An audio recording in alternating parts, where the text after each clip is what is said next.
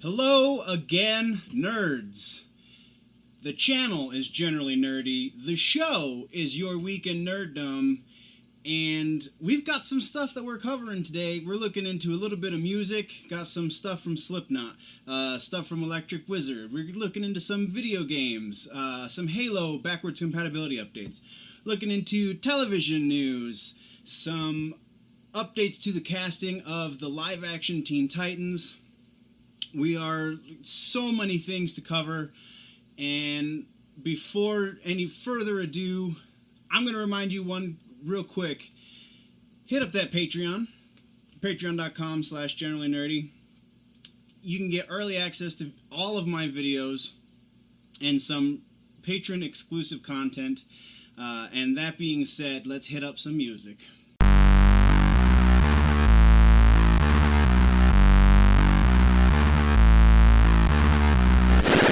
Generally nerdy.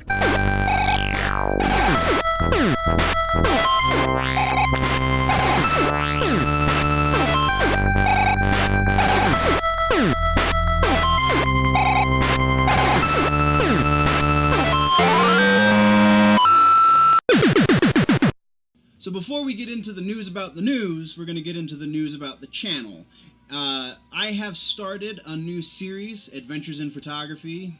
The first video should be up by the time you're watching this, unless you're a patron, and then this might be up before the first Adventures in Photography video makes it, but they're coming real soon. I have the first 3 videos for Adventures Photography filmed. I just have to edit, and editing, as we know, takes me a little while sometimes because I'm doing all this by myself. So, Adventures in Photography, keep your eyes peeled to the channel for that. Also, a new Facebook page. We have it's facebook.com generally nerdy photography, or at generally nerdy photo. Just because I'm trying to do the photography thing more seriously, so I need a page for it. So check that out. I'm gonna put a lot more pictures up there than I do on the nerdy Facebook or even the nerdy Instagram. It's gonna be a different set of pictures. How about that? And also, still going to Salt Lake Comic Con. We are approximately a week and a half away from that. So a lot of content is going to be made from Salt Lake City Comic Con. It's going to be a whole lot of fun. I'm going to do a little bit of a travel vlog. Be my first time attempting a proper vlog. So that'll be interesting. And yeah, other than that, let's just jump into the news.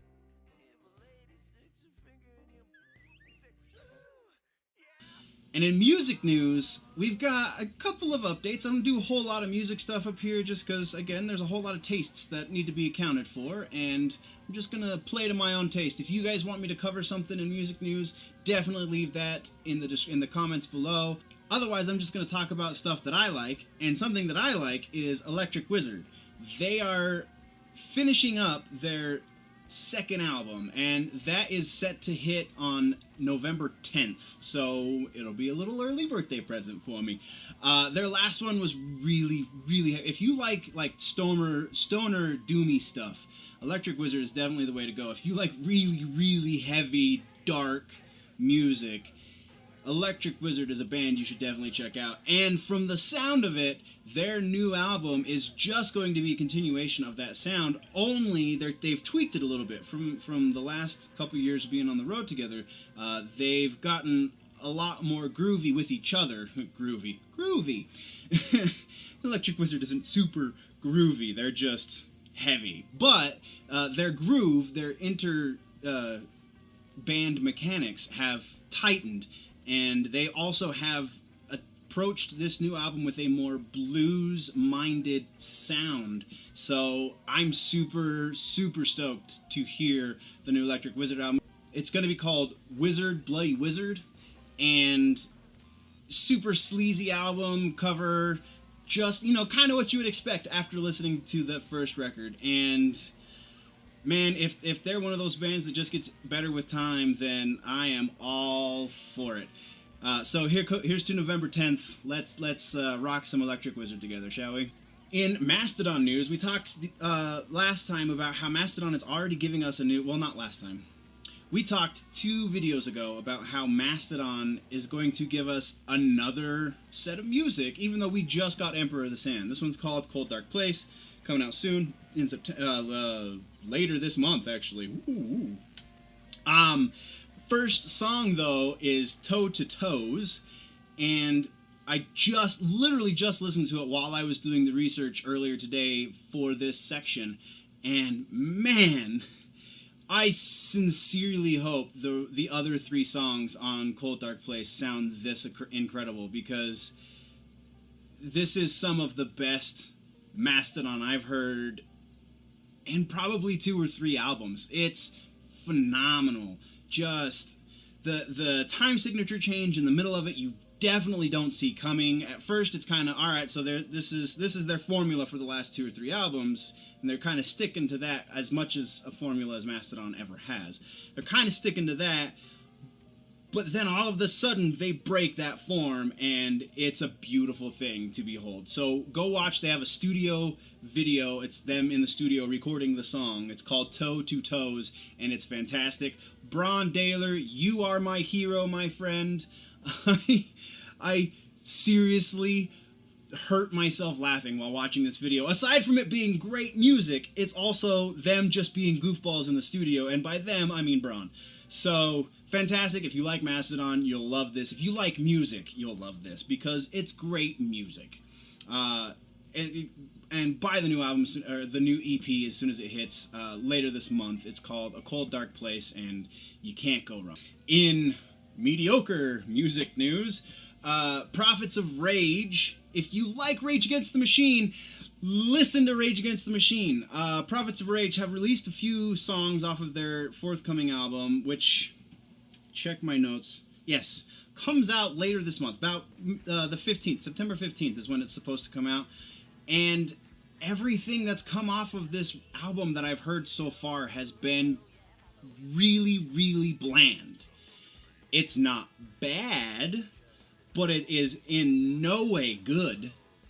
There's a reason why they're still playing Rage Against the Machine songs when they perform on stage, and not much off of this new album that they're about to put out. So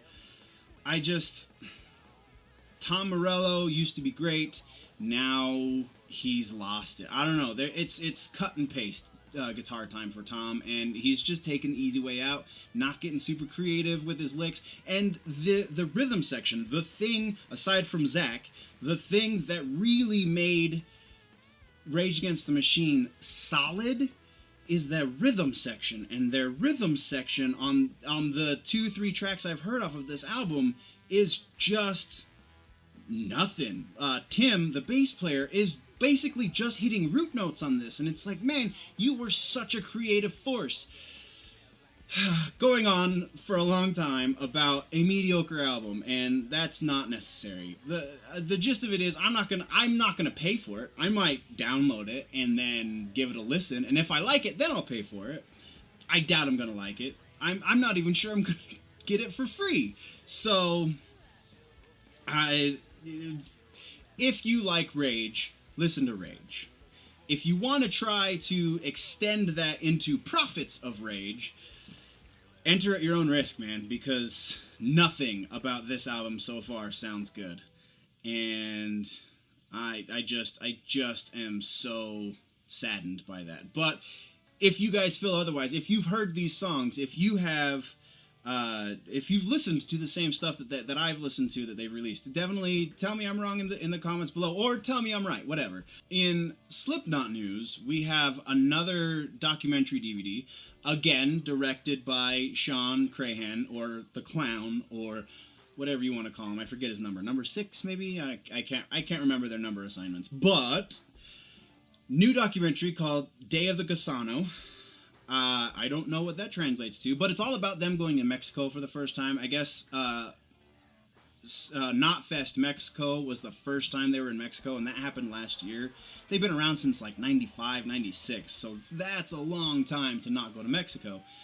So it documents that, it documents the whole thing, all the maggots in Mexico. And for those of you that don't know, the band affectionately calls their fans maggots. It's a long story. We'll do music-specific videos some other time. But there is a live performance included with the documentary, so always a fantastic band live. Their live DVDs, their live videos are without fail some of the best live stuff that I've seen, so definitely something worth checking out and pre-ordering wherever you can. If you have to do it online, do it online. But yeah, Day of the Cassano, and it's gonna be another great one, I feel like. And then rounding out the music category this week is Calgary, Canada. Apparently in Canada there's a lot of craziness going on, but we're gonna avoid the new bestiality laws in Canada. Look it up on your own time. It's a little weird, I'm not gonna lie, but keeping that in mind, if you know what I'm talking about, the Calgary Police Department just released a pamphlet to parents talking about signs that your children might be involved with a hate group. And one of those signs was listening to loud, aggressive, heavy metal type music. I'm paraphrasing, but it was something along those lines. It was really similar words that they used. Their verbiage was not far off from what I just said. And we live in the 21st century. It is the year 2017. Heavy metal music has been around for almost 50 years now. So, probably over 50 years, depending on who you're talking to.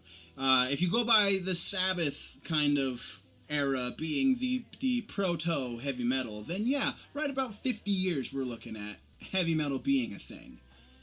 And we are still getting pamphlets that say heavy metal is a sign that your kid is part of a hate group, is part of a white supremacist group.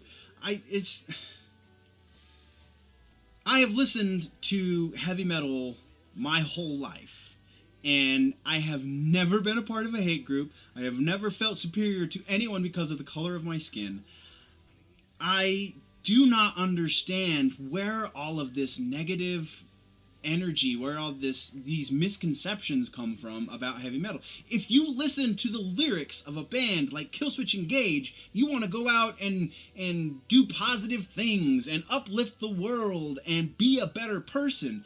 If you listen to, I mean, I'm not going to throw Slayer into this, but if you listen to a lot of heavy metal, there's a lot of positive out there. There's a lot of negative lyrics out there as well, but there's a lot of negative everywhere. There's a pop song called "A Kiss with a Fist," or where the line in the chorus is "A kiss with a fist is better than none." A pop song. So it's okay to talk about spousal abuse and things of that nature, but if you're talking about "I believe love will alter course," and you're screaming it though, then you're a part of a hate group. I don't buy it. I don't buy it. I don't know. Just way to go, Canada. You are even more far removed than I knew. And with that, we end music, and we're moving into comic books.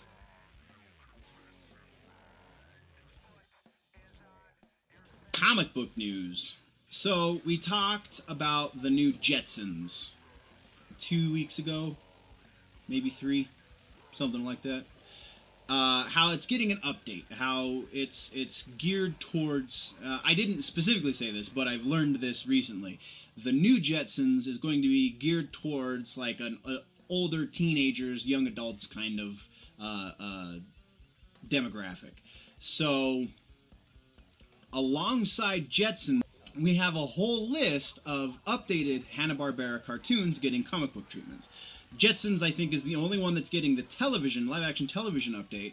But comic books, we have Scooby-Doo Apocalypse, which I saw a little while ago, but it didn't really pique my interest. I love Scooby-Doo cartoons. I just have never read any of the comics, so I didn't look any further into it. But apparently, this is another one of those update books.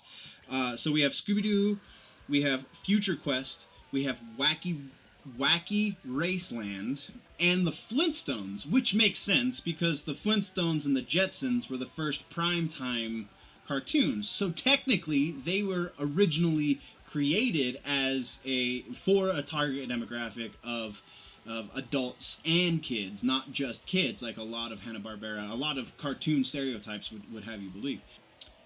But the coolest thing is Dastardly and Muttley. I believe they were from Wacky Raceland. I know they were part of one, and then they got a little spin-off thing, but it was Dick Dastardly and his dog Muttley that laughs, that wheezy laugh, kind of that guy, who in the Saturday Morning Cartoons Greatest Hits album, Reverend Horton Heat does their theme song, their theme song for the show. Muttley, you sniveling floppy-eared hound, when courage is needed, you're never around. Yes, that guy. Garth Ennis is taking over Dastardly and Muttley, and is going to... Muttley now speaks. Muttley is now a man inside of a dog-like body, and he's trying to mesh like the kind of cartoony elements of the world, of the cartoon world, with the real world, and I am super interested. The artwork so far looks fantastic. I can't remember the name of the artist. I'm sorry. Let me know in the comments if you have heard this and you know who the artist is. I can also put it in the description, so whatevs. But check it out when it hits. No release date just yet, but it is getting close. And in a comic book news update that I didn't think I was going to be interested in necessarily, it's a Spider-Man update. I don't read Spider-Man-ish. Like, I like Venom books, and I like anything to do with Carnage, usually. But if it doesn't have to do with one of the two of them, I'm not going to pick it up. Just not a big fan of Peter Parker. Mr. Spiderman is not a thing in my comic book reading universe. But I'm aware of him, and yada, yada, yada. So... About a year ago, I think it's a little less than a year ago, they ended the Spider-Verse story arc, where all of the different Spider-Man universes kind of came together, and we had a million different Spider-Men and Spider-Women and Spider-Things and girls and boys and all of these different versions of Spider-Man all came together from the multiverse in the story arc of the Spider-Verse. And now things are changed and yada yada. A kind of spiritual successor to that, because it's a different author, different artist. This is being authored by Cullen Bunn, and I have to read this directly because I'm still going to butcher the name. Iba Coelho. I am so sorry if I am mispronouncing your name. Somebody give me the phonetics to how to pronounce that. But either way, Cullen Bunn is writing, Iba is the artist, and it's the Venomverse. And issue 1 was...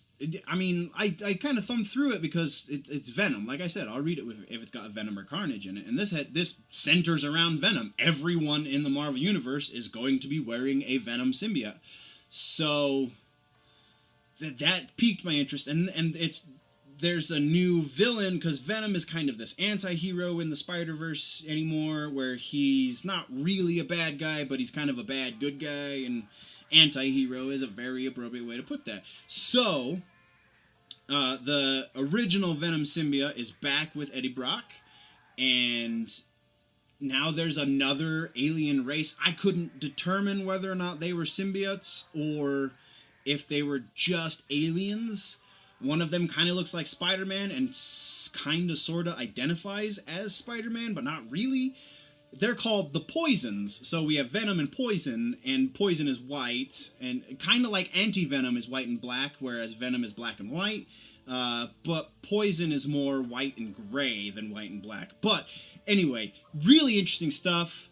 Issue number 2 hits on the 13th of September, so check that out, because just I really dig when an established character has an alternate version, and effectively this Venom verse is a universe full of alternate characters. So I mean, eventually I'm gonna read the Spider-Verse for that very fact alone, no other reason. But check out Venomverse, man. It's good reading. Like I said, issue number 2, September 13th. Check it out, and we're moving on. And apparently we cannot do a comic book section without some sort of Batman update. There is another new book coming for Batman. This book is going to hit October 4th. It's called Batman White Knight, where... And this has kind of been a thing that they've touched on before, where Batman and the Joker switch roles. Only in this one, where usually when that happens, they have to reestablish the whole universe, and sometimes like all of the villains get switched into good guy roles and vice versa.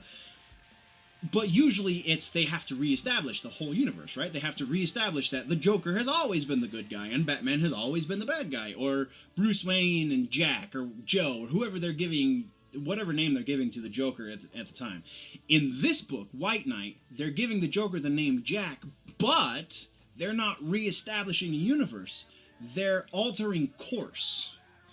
So what I mean by that is the Joker is the Joker at the beginning of this book, and in the first issue it looks like he gets on medication and he decides that he's no longer wants to be the clown prince of crime. He no longer wants to kill people. He wants to lead a straight life. He wants to be a good guy. He wants to at least be a normal guy.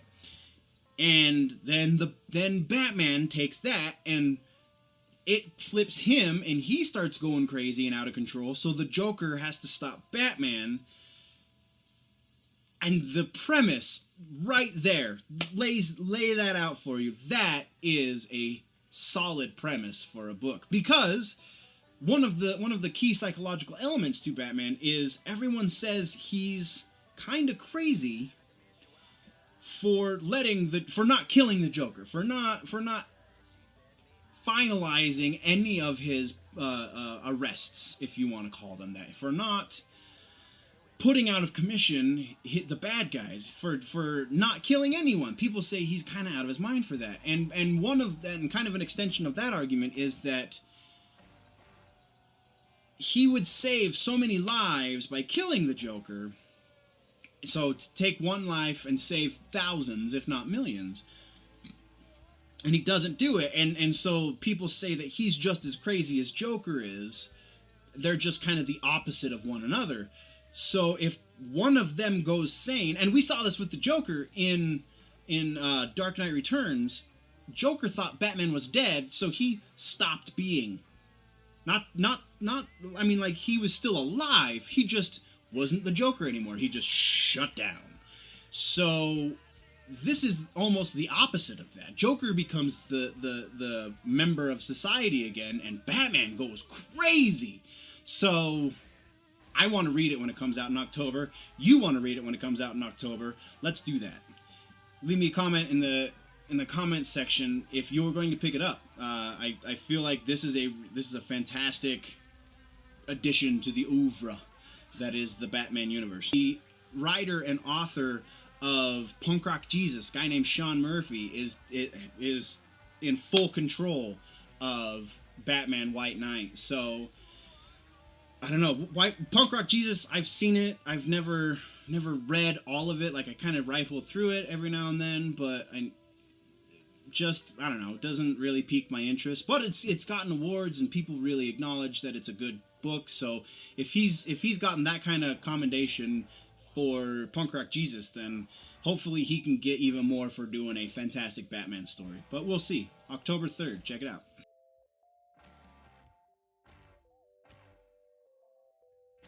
Video games. Real quick, as usual. I mean, I try to get more news in these sections. It's just a lot of it I don't really care about. There's not a whole... I mean, I play a lot of video games. I just don't like war simulators, and then most weeks there's not anything solid on other games. So there's a lot of how-tos on the beta for Destiny and blah, blah, blah, blah. I'm not part of that. What I am part of is Halo. I do play a fair amount of Halo. I played a ton when I was right out of high school, and in high school even, but even the most right out of high school. And the 5 or so years after that, and Halo 2 was my jam, and then Halo 3 came out, and just, it got crazy online. So, what's going on with Halo? We are in Xbox One generation. We have the collection for the Xbox One, but they're going backward compatible. All of these games, people already have them for the 360, so why don't we have Halo backward compatible on the 360? Well, I thought that they weren't going to do that because we have the collection that you can get all 4 Halos in one box for the Xbox One, and that was your backward compatible. Well, I was wrong.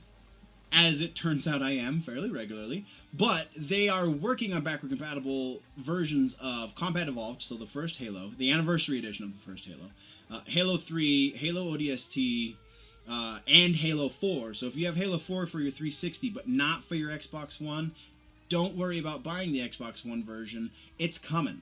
No word on Halo 2 for some reason. Maybe that's already backward compatible and I just missed it on the list. Let me know in the comments.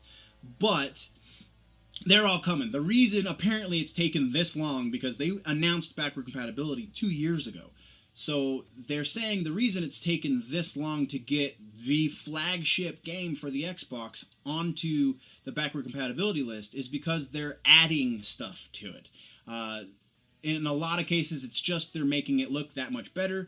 But I feel like we're going to get some hearty surprises as far as multiplayer and all that stuff goes. So hold your horses. They are giving us Halo 1, Halo 3, ODST, and 4 are all going to be on the backward compatibility list by the end of the year. According to Microsoft, that is as solid of a date as you're going to get. There is no set date yet, just by the end of the year. That's all we're going to get. So with that, I'm going to go answer my phone, and we're going to move into the next section.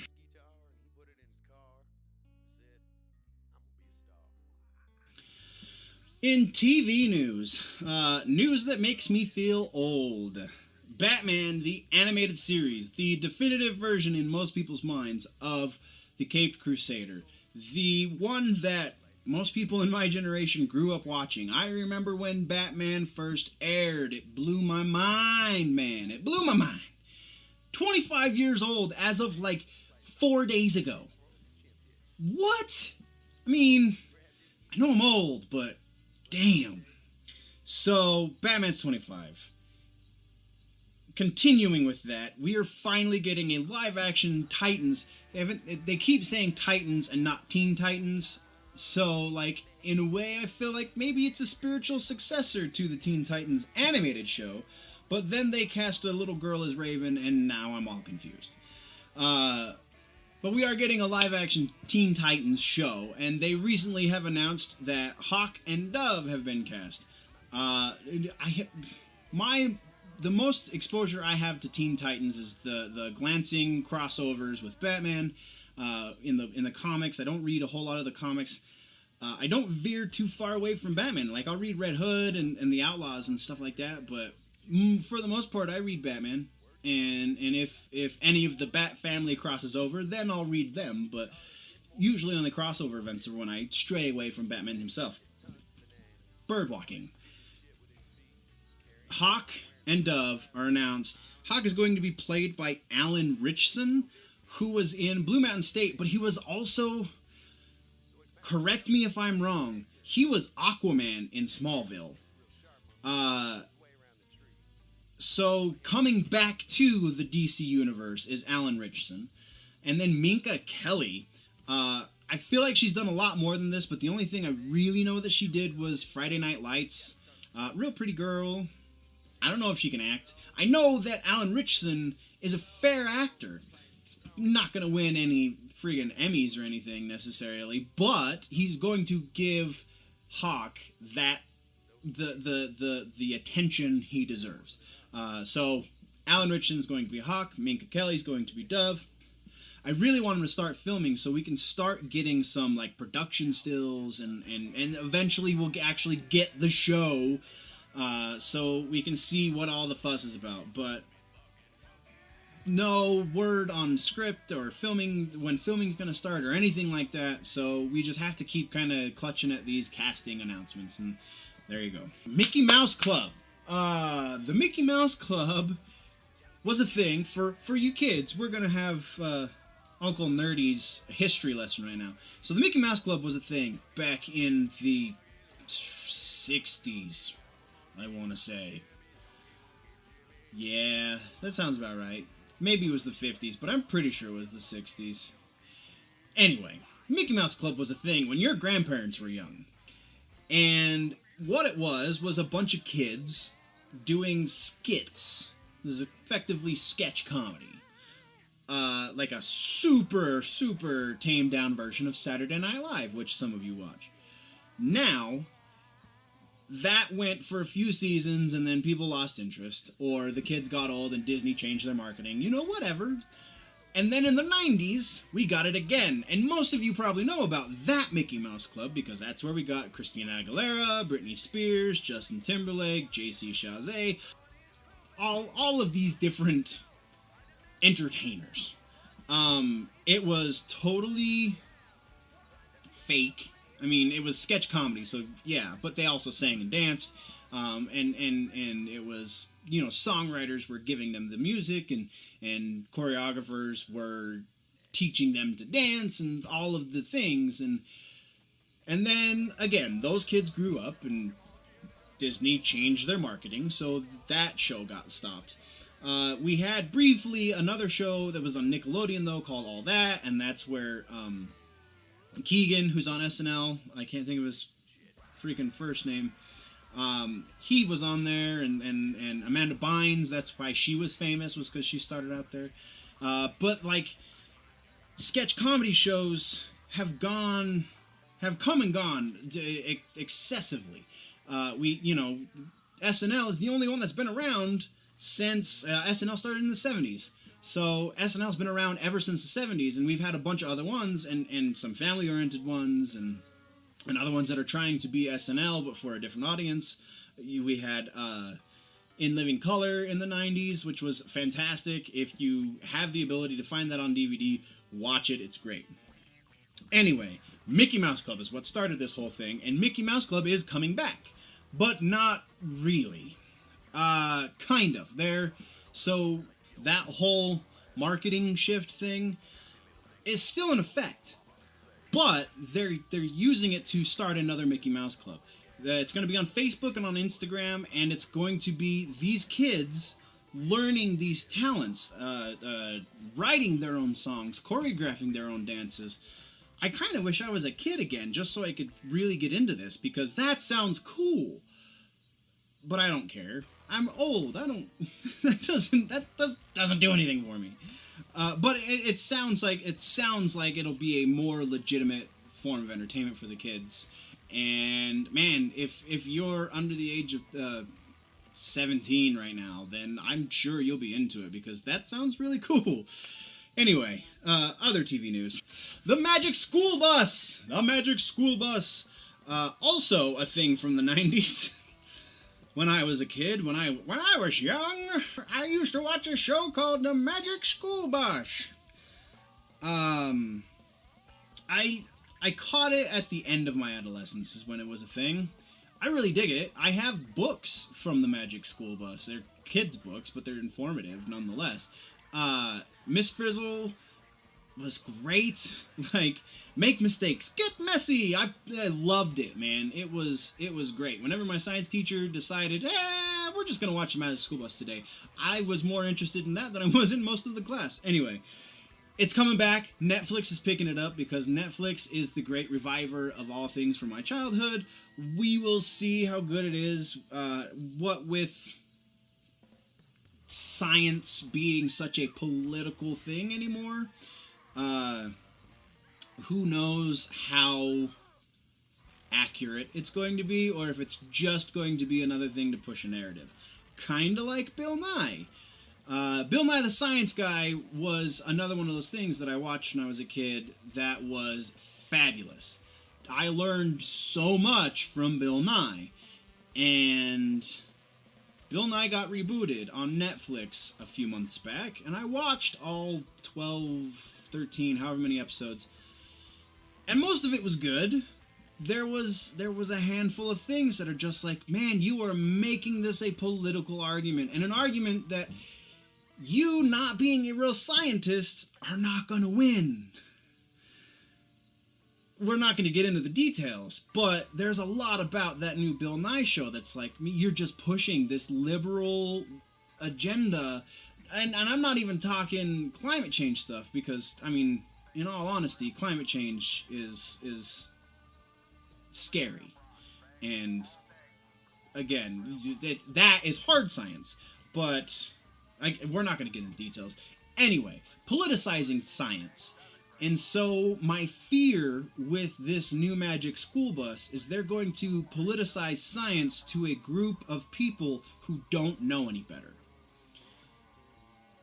Hopefully, they will stick to just hard science.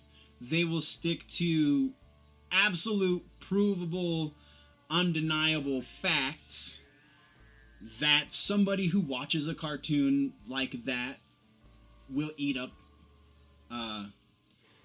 like candy.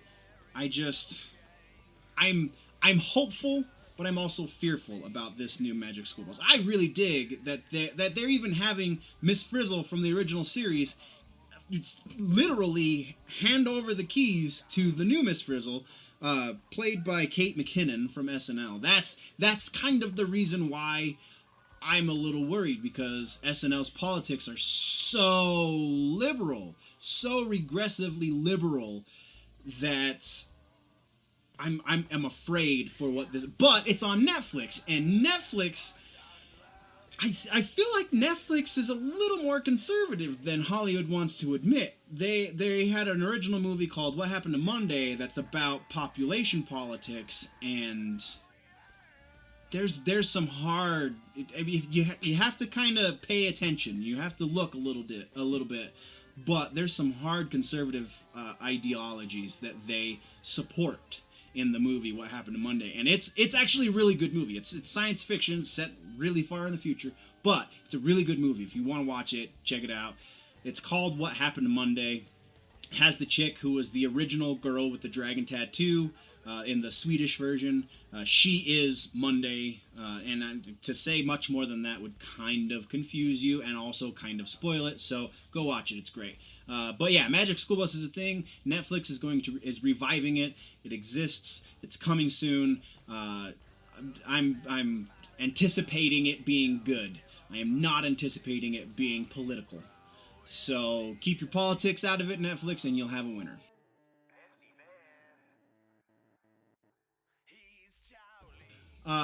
It has been officially announced. Guardians of the Galaxy 3 will be a thing in 2020. That is the end of this cycle of the Marvel movie universe.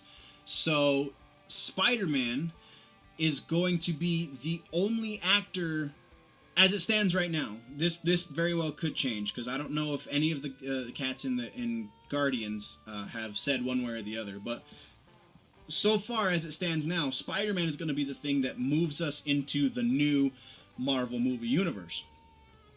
So the final Guardians movie that we're going to get is going to be in 2020. No subtitle or anything like that. Gunn has just announced, yes, it's going to be a thing, and so far the only working title is Guardians of the Galaxy Volume 3. So no script, no nothing, just an announcement, and it's fabulous because both of those Guardians movies were really good. Kind of shallow, but still really entertaining. Let's say that.